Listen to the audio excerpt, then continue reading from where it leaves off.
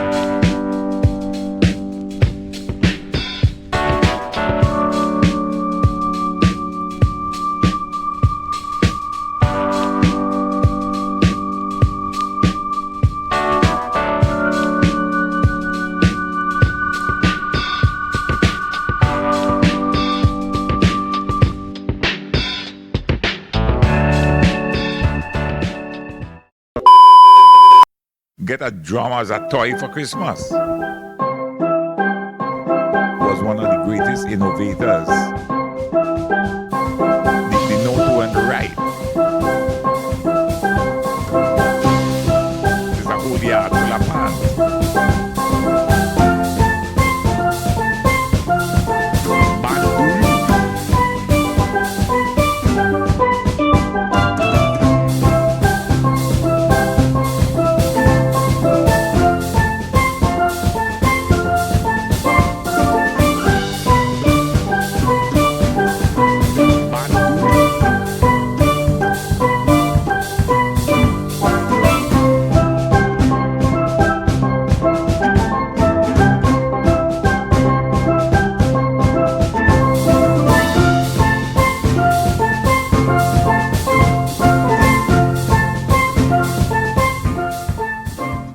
Terima kasih telah menonton video ini.